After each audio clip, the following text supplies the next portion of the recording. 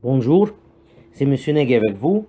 Aujourd'hui, nous allons commencer notre travail sur l'unité 3, la chaleur, et on va commencer l'explication sur le chapitre 5, les lois des gaz. Mais au début, on va commencer par une petite introduction et une révision sur les propriétés des fluides qu'on a déjà bien expliqué dans l'unité 2, les fluides, le chapitre 3, les propriétés des fluides au repos, et on va discuter sur les matériaux, les liquides, les gaz et les solides, les espaces intermoléculaires et les distances entre les molécules. Deuxièmement, on va commencer de travailler sur et expliquer les propriétés des gaz. On va discuter sur le mouvement brownien qui discute le mouvement des molécules et explique le mouvement des molécules. Et puis, on va parler sur les espaces intermoléculaires des gaz et à la fin, la compressibilité des gaz. Vous devez savoir aussi que chaque propriété dépend de l'autre. Donc, les espaces intermoléculaires, c'est une partie de l'explication du mouvement brownien et la compressibilité des gaz, c'est une partie, une conclusion à la fin de les espaces intermoléculaires et le mouvement brownien. Donc, au début, on va commencer par l'introduction sur les fluides ou les matériaux. Donc, on a bien expliqué que les fluides, ils sont les gaz et les liquides. Et les matériaux en général, ils sont les trois types de matériaux, les gaz, les solides et les liquides. On va discuter sur les distances entre les molécules. Pour les solides, on dit que la distance qui sépare les atomes ou les molécules est très petite et donc le matériau prendra une forme fixe. بالنسبة للمواد الصلبة المسافات البينية ما بين الجزيئات بعضها ببعض تبقى صغيرة جدا، عشان كده المواد الصلبة بيبقى ليها شكل وحيز ثابت. Pour les liquides, la distance qui sépare les atomes ou les molécules est moyenne. Donc le matériau ne prendra une forme fixe, mais il changera de forme et prendra la forme de récipient et occupera un volume déterminé. يعني المسافات البينية بالنسبة للسوائل ما بين الجزيئات متوسطة، مش كبيرة قوي، لكن ما بتاخدش شكل ثابت، لكن بتاخد الحيز شكل الحيز اللي موجودة فيه، شكل الريسيبيون اللي موجودة فيه، وليها حجم معين. Pour les gaz, on dit que la distance qui sépare les atomes ou les molécules est très grande. Et donc le matériau ne prendra une forme fixe, mais il prendra la forme de récipient et occupera n'importe quel espace qui les contient. يعني بالنسبة للغازات المسافات البينية ما بين الجزيئات بعضها ببعض كبيرة جدا، علشان كده الغازات ما بتاخدش شكل ثابت أو حيز ثابت زي السوائل، وكمان بتاخد الشكل بتاع الريسيبيون، لكن أكتر كمان بتاخد أي حيز تملاه. يعني لو عندي 5 جزيئات موجودين في أوضة هياخدوا المساحة بتاعت الأوضة دي كلها. لو ال5 جزيئات دول بقوا 10 هيدخلوا برضو في نفس الأوضة، هيملوا الحيز ده بقدر الإمكان. أو بمعنى تاني، لو عندي 5 جزيئات من الغاز موجودين جوه كنز دي صغيرة جدا فيها 5 جزيئات، فتحت الكنز ال5 جزيئات طلعوا في الهواء جوه الأوضة، هيملوا برضو الحيز اللي جوه الأوضة، بس المسافات البينية اللي هتبقى ما بين الجزيئات هتكبر وهتوسع. فدي أول حاجات نبقى عارفينها. ومن هنا نبتدي نتكلم في الحركة ما بين الجزيئات. بالنسبة للغازات pour les gaz هنقول les molécules de gaz sont dans un état perpétuel de mouvement aléatoire dans toutes les directions. لو إن الغازات الحركة ما بين الجزيئات بعضها وبعض حركة انتقالية وعشوائية في جميع الاتجاهات. يعني إيه؟ احنا قلنا المسافات البينية للغازات كبيرة، فبالتالي الغاز دوا الجزيء دوا هيبتدي يتحرك من مكانه يخبط في الجزيء التاني، هيبتدي يغير في اتجاه تاني، هيروح يخبط في جزيء تاني، هيغير اتجاه المود في اتجاه تالت ويخبط في جزيء تاني، هيفضل ينتقل كده لغاية ما الجزيئات بتقعد تخبط في بعضها وتنتقل من مكان لمكان. عشان كده بنقول حركة الغازات حركة انتقالية وعشوائية في جميع الاتجاهات.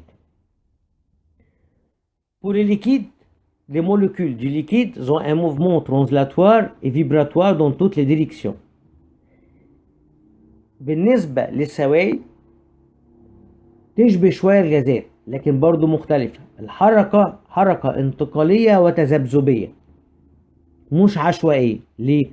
المسافة ما بين الجزيئات في السوائل أقل، والسوائل ليها فورم معين، فالجزيء لما بتيجي ينتقل يخبط في الجزيء التاني بيخبط فيه، فبيتذبذب او يتحرك من مكانه، لكن ما بيغيرش مكانه بشكل عشوائي، يرجع تاني يثبت تاني في مكانه.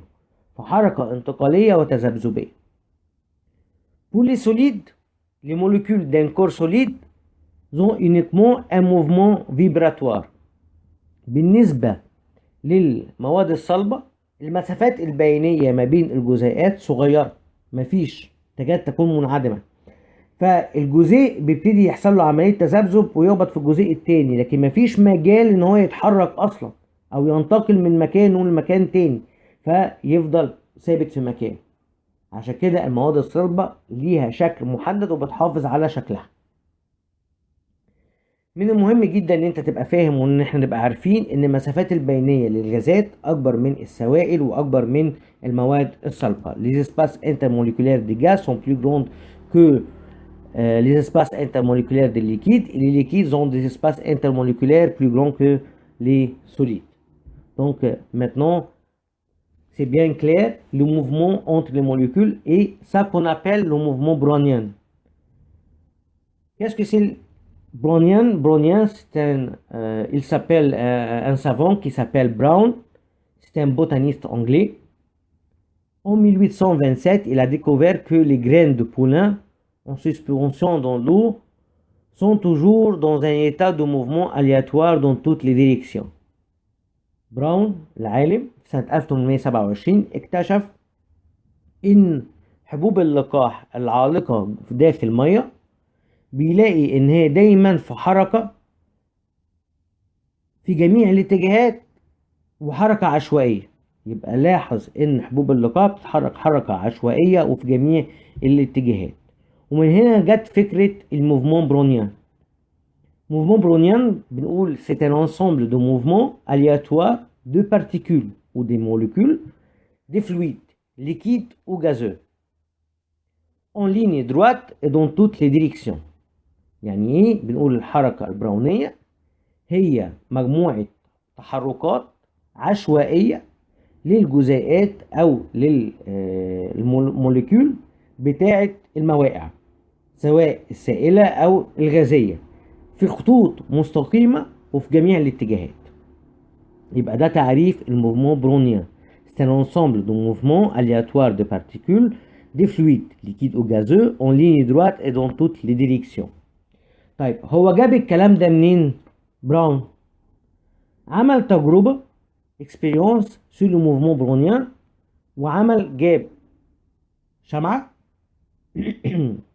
جاب شمعة والشمعة دي لقاها بتطلع فيميه. الفيميه ده هو عبارة عن الكربون او عبارة عن CO2 اللي طالع من الغاز. لقى ان CO2 اللي طالع او الكربون اللي طالع عندي ده déplace dans toutes les directions avec un mouvement aléatoire. لقى ان البخارة اللي طالعة دي او الغمامة اللي طالعة الفيميه دي بتتحرك في جميع الاتجاهات بشكل عشوائي. طب جاب الكلام ده منين؟ قال les molécules de l'air sont en mouvement continuel aléatoire dans toutes les directions et produit des chocs entre elles et entre les particules de carbone. يبقى جزيئات الهواء اللي حوالين الفيميه دي بتتحرك بشكل عشوائي برضو في جميع الاتجاهات، بينشأ عنها تصادم ما بين جزيئات الكربون اللي طالعه دي في الفيميه، فبيخبطوا في بعض بشكل مستمر. وبيقول النقطة الثانية lorsque le nombre de chocs sur un côté de la particule du carbone est plus grand que le nombre de chocs sur le côté opposé, alors la particule du carbone se déplace dans le sens de la plus forte poussée ou de la plus forte choc. بمعنى ان الجزيئات بتخبط في بعضها، فالجنب اللي فيه تخبيط جامد هيبقى القوة فيه اعلى، فهيبتدي الفيميه او الجزيء يتحرك للناحية التانية. يبقى الخبطة اللي بتروح في القوية هيروح في الاتجاه المعاكس منها. ومن هنا جت الفكرة بتاعت الموفمون aléatoire دي غاز. ومن هنا جت الكونكلوجون اللي في النهاية بنقول فيها les molécules du gaz sont en mouvement continuel aléatoire dans toutes les directions et produisent des chocs entre elles-mêmes et avec les parois du récipient. الكونكلوجون دي جت منين؟ الكونكلوجون دي جت منين؟ جت من فكرة احنا قلناها قبل كده وهنرجع تاني نقولها، ان حركة الجازات حركة حرة، والجزيئات كلها قلنا سيرت l'une avec l'autre. سيرت يعني بتخبط، بتصطدم الجزيء مع الجزيء التاني. نتيجة دوا ان بيحصل موفمون d'une façon aléatoire dans toutes les directions. يبقى الكونكلوجون جت منين؟ بنقول les molécules de gaz sont en mouvement libre, se déplacent librement et toujours se heurtent les unes avec les autres et par conséquent la direction de leur mouvement change de façon aléatoire. ومن هنا جت الكونكلوجون ان بنقول durant le mouvement les molécules se heurtent entre elles et elles heurtent les parois du récipient qui les contient. نيجي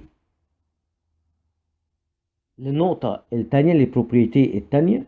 deuxième propriété les espaces intermoléculaires. les espaces intermoléculaires احنا قلنا نتيجة الموفمون دو برونيان، نتيجة ان في مسافات بينية ما بين الجزيئات بعضها وبعض. طب جت منين ده؟